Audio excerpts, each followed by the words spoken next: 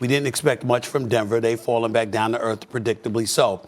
But we certainly looked at the AFC West and we said Patrick Mahomes and the Kansas City Chiefs and then everybody else. And then we looked at the Chargers as potentially being a playoff team now that they had a new coach in Brandon Staley and you had Justin Herbert back there with Keenan Allen and Mike Williams and those boys. But if you look at the Raiders right now, they're a top 10 offense. They're the number 2 passing attack. I'm looking at Derek Carr right now and I'm saying, excuse me, the brother's completed 67.7% of his passes, just 12 touchdowns, 5 interceptions. But the bottom line is he's making some good throws. Josh Jacob, he's been in there. He's doing some things, running the football. They don't have a stout runner to him and Kenyon Drake, obviously running the football less than 4 yards a carry, but they still got a ground and pound attack. We can't ignore that. Renfro is doing his thing. Ruggs is doing his thing. Waller, even though he didn't play yesterday, he's been doing this thing. And the defense hasn't been too shabby as well. And so when I look at it from that perspective, even though they're horrible against the run, but better, considerably better against the pass and decent overall, when I look at the Las Vegas Raiders,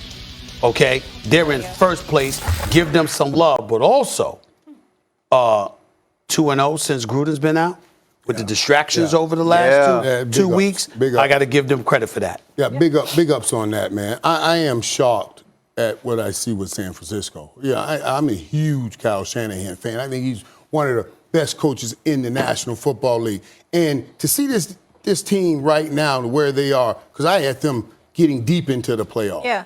So for me, it's definitely the 49ers. And let me tell you something. The last few years I watched this team. Last year, all the injuries. Well, all the injuries that happen on defense, you think, okay, that's a wash-away year. But I've watched this man as a master on the sideline take backup quarterbacks and play hard. You know what I mean? Win games with backup quarterbacks that there's no way he should be winning those games. And he has production on the offense. He has production right now. Elijah Mitchell, he had 100 yards yesterday. Deebo Samuel's averaging 100 yards per game, in the 6 games that he's played. So he has production on offense.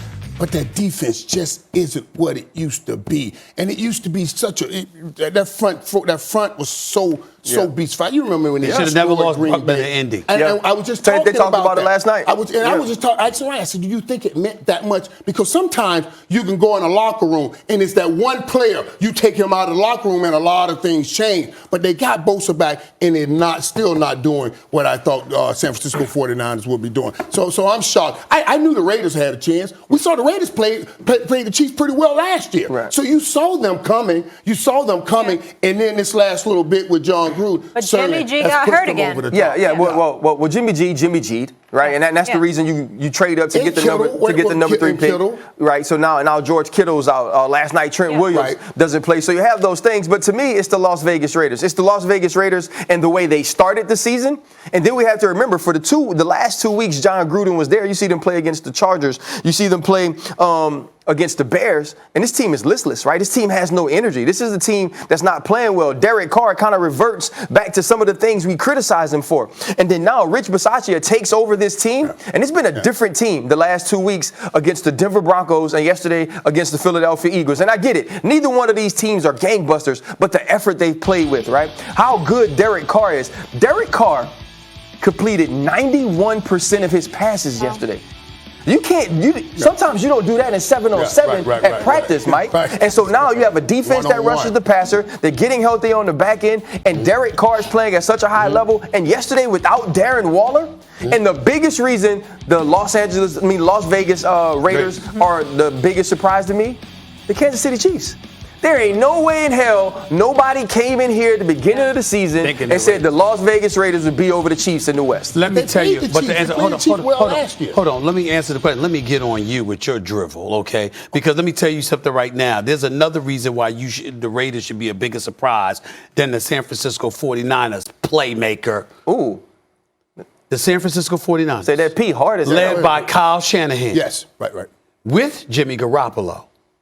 They are 24-11 with Kyle Shanahan. Without Jimmy Garoppolo, with Kyle Shanahan, trash. They are 7-28. So when you talk about, listen, no, it's not Jimmy G Love. It's not porn star Jimmy. No, you know what I'm saying? I'm not doing that. Well, he is porn star Jimmy, man. He'll always be porn star Jimmy. That wasn't me. That was him. Listen, showing up. You hang out on the same street, Rodeo. Excuse me. No. I don't. Hold it. Rodeo ain't where porn star Jimmy That's was. where he was, on Rodeo. Excuse me. It was off that. It was off Was you that. trying to find him? No, I wasn't. And I his wasn't looking people? for him. I wasn't looking for him. Listen, I don't have That was to go the that whole route. thing. It I'm was good. broad I'm good. daylight. It was The point that Rodeo. I'm trying to make Carry to you- on. I know the details of the You brought story. out- That's just saying. Yeah, you know the details. I don't. Okay. And here's the deal. I just know he went out with a porn star. Okay. Oh, And Stephen public. A. But here's the deal. Stay focused. I am staying focused. Okay. Here's the deal, y'all. The show go crazy. 7-28, man. I mean, what do you say about that? And this is the same dude that has blown not one but 2 Super Bowls with his offensive play You calling. say Jimmy G All right, wins and he's 7-28. And Kyle Shanahan, and he's 7-28 without Jimmy Garoppolo. I'm not saying that Kyle Shanahan don't know how to call plays and he ain't a good coach, but I'm like, damn, do we get the point to his record? If you take away Tom Brady from Bill Belichick, what's his record? We Bill Belichick would prove Cleveland can before he run ever that got to race. New England. Right. We can run that race because all day long. I'm saying yes, he needs a quarterback. If you're telling me, oh, with Jimmy G, he's winning, but if he has these other quarterbacks, he's not winning. Every coach needs a quarterback. Ryan, last word here. Then I want to move on to something Bottom else. line is this. Coming into the season, I expected the Los Angeles Rams to be better. I expected the Seattle Seahawks to be better than them. I expected the Cardinals to be better than them. This is what I expected from the San Francisco 49ers, unless Trey Lance was a revelation. I didn't expect and he's not a revelation, and Jimmy G is still getting hurt. The Las Vegas Raiders, to be in this place, after dealing with what you had to deal with John Gruden, with trying to pull that team apart, bringing them together, and playing the way they had the last 2 weeks, after starting the season hot, I think to me that's one of the bigger stories in football this year. Of course, because they could have fell apart there. I want to ask this question why I still have you here and obviously Playmaker. When we talk about Cincinnati and that beatdown they put on the Ravens, when you look at Joe Burrow and Jamar Chase, Playmaker, where do they rank amongst the best duos in the NFL right now? And listen, and I was thinking about that this morning. I was like, wow, who would you take? And looking at it. And I said, oh, would I take Aaron Rodgers and Devontae Adams? Yes. Maybe I'll take Aaron. Yes. And I said, Excuse would I me, take we'll get to you. Would I take Kyler Murray and DeAndre Hopkins? I think they're a top 3 right there. And I'm gonna tell you, I think I would battle over if I'm taking Kyler Murray, DeAndre Hopkins over Joe Burrow and Jamar Chase. I'll give number 1 right now to Aaron Rodgers and Devontae Adams.